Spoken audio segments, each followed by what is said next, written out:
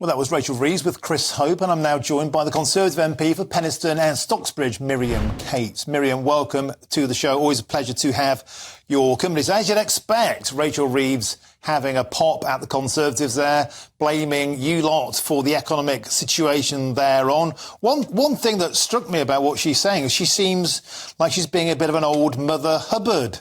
Doesn't seem to be putting anything forward in terms of dangling to the voters, whereas the Conservatives, you're dangling a pension pot today. But Rachel Reeves is saying there's no money to pay for any of that. Where's the truth?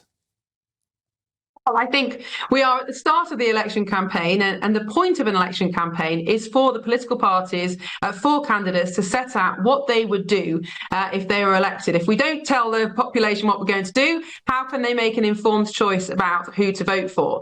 And of course, we need a combination of policies that are new, that are visionary, that set out the kind of direction of travel that our party wants to offer, but also more detailed commitments, which we'll see, I'm sure, when the manifesto comes out.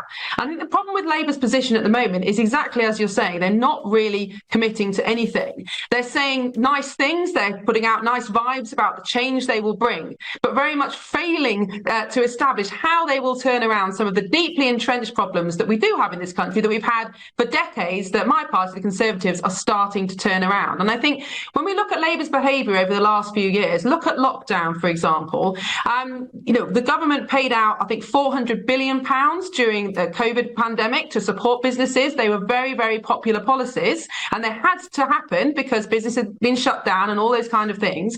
But one of the main reasons that we had such high levels of inflation last year and the year before was because of all that borrowed money that had flowed into the economy. Now, that was necessary at the time. It was very painful when it became inflation, of course. But don't forget that Labour called for furlough to go on and on and on, for people to be paid more and more money, for the government to get more and more into debt.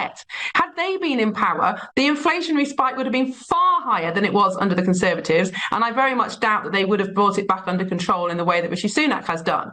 So we don't know what they're offering because they won't put any detail to their proposals, but we certainly know what they've called for over the past 4 years, and it doesn't look like secureonomics to me. Miriam, the £2.4 billion cost of the new pension plan is meant to be erased by looking at tax avoidance, clamping down on those who haven't paid their tax. And we saw that, of course, as you said there, skyrocket during the pandemic. 5% of all taxes owed are those that have been avoided. 35 billion quid shortfall last year, but that's increased from £30 billion the year before. How do you clamp down on this? I mean, you can't get hold of a tax man now. If you want, they're rarer than GPs. Well, I'm not an expert in tax or in how HMRC collect unpaid tax, but certainly there is a problem. And I think we need to look much more carefully at how people are still managing to avoid tax, even though most things are now digitised. It is a lot harder to not submit things than it was in the past. But I think on the pensions, the point of this plan is that because pensions have increased under the Conservatives, which most pensioners absolutely welcome, it has brought some pensioners into paying tax. And I think most people would agree that pensioners who are on fixed incomes, often very small incomes, should probably not be paying tax. So that's what this policy represents. Of course, there are some pensioners who are hugely wealthy and do pay tax because they have other income and investments. But we're talking about pensioners who only get the state pension and other small benefits, and whether or not they should be paying tax. And so I think most people would agree that they should be brought out of tax, and that is what this policy is about. Now, Miriam, undeniably, immigration is going to be a huge issue at this general election. Yesterday evening, and again repeated today in Dover, Nigel Farage, the honorary president of Reform UK, challenged Rishi Sunak to a TV debate on this to once and for all put the matter to bed. Do you think Rishi Sunak should accept that challenge?